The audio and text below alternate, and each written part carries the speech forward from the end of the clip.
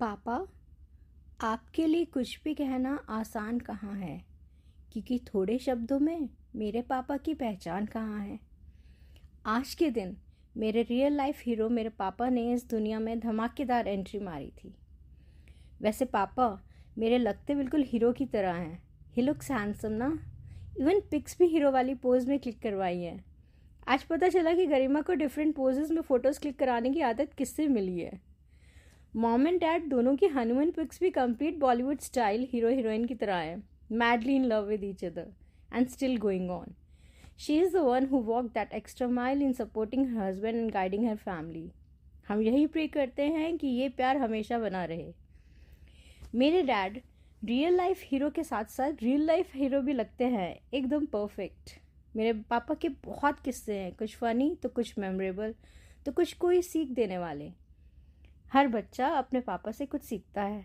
इसी तरह मेरे पापा ने भी हमें बहुत कुछ सिखाया, जैसे कैसे अपने फादर की डेथ के बाद छोटी उम्र में किताबों में जिल्दें चढ़ा के उन्होंने अपनी पढ़ाई अपने बलबूते पे पूरी करी, जिसने हमें स्ट्रगल और मेहनत को वैल्यू करना सिखाया।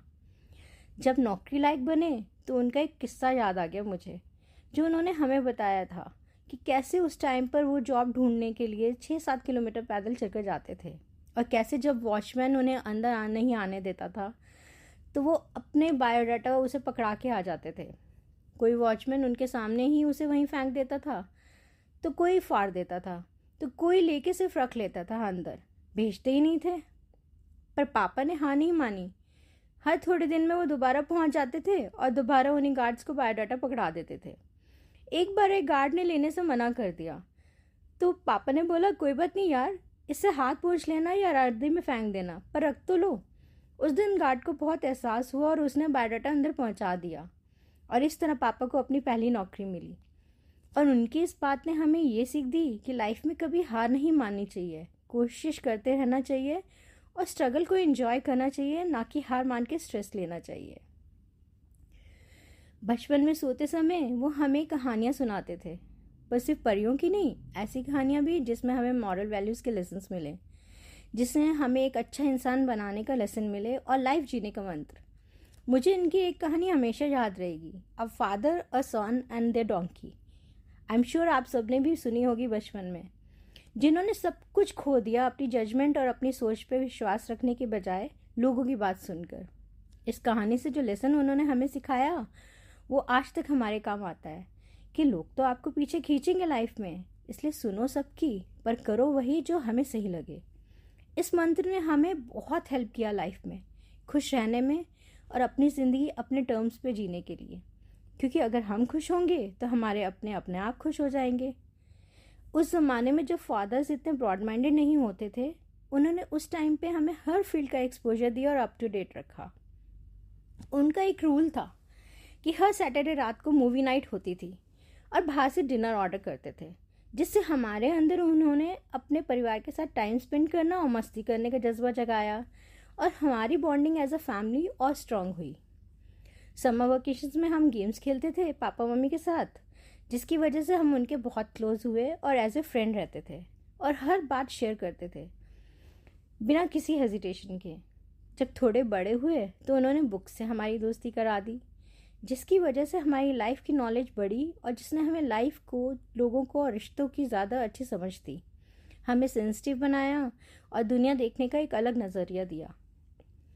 पापा मम्मी, मैं और मेरी सिस्टर, हम चारों एक दूसरे से अलग हैं, कभी एक डिसीज़न पे आ ही नहीं पाते, पर यही तो ब्यूटी है इस रिश्ते की। हम चारों अलग हैं अपने वे में और फिर भी साथ हैं।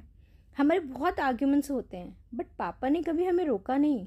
शायद इसी वजह से हम में हिम्मत है आवाज़ उठाने की गलत बात पे और अपना ओपिनियन रखने की। उन्होंने हमें कभी रोका नहीं अपने डिसीज़न लेने से। हाँ, प्रोज एंड कॉन ज़रूर बताते थे, पर अपना डिसीज़न हम पे कभी फोर्स नहीं किया। बस एक बात बोली, अगर डिसीज़न खुद ले रहे हो तो उसे ओन अप करने की हिम्मत रखो। अगर गलती है तो रिग्रेट करने की जगह उसे एक एक्सपीरियंस की तरह लो, उसे लेसन सीखो और आगे बढ़ो और बेटर डिसीजंस लो, जो कि हम आज तक फॉलो करते हैं और उसी वजह से हम आज इतने मेंटली स्ट्रांग हैं। एज ए फैमिली हमने बहुत कुछ देखा लाइफ में, बहुत अनफॉर्चुनेट एंड ट्रैजिक इंसिडेंट्स हुए लाइफ में, बट ये पापा की अपब्रिंगिंग ही है कि हम दोनों आज भी खड़े हैं, all strong and smiling. We have learned a lot through his experiences in his life and the way he inculcated moral values in us. So today, we thank you, Dad, for helping and supporting us in our crucial decisions. Thank you for making us understand the value of hard work, making us a better person, teaching us to treat everyone equal, making us mentally strong to own up our mistakes and face any kind of situation in life. Thank you for giving us different perspective of world. Thank you for not only being there for us in our good and bad times, but also for making our bad times good with your amazing love and support. I don't know if I am your definition of a perfect child, but you are my definition for a perfect dad. You are the biggest celebrity in my life. We all love you, and me and my sis pray and want you as our father in every life. We wish you health and happiness for your coming years and have a very happy birthday. Thank you so much for being there for us. This one's for you, Dad.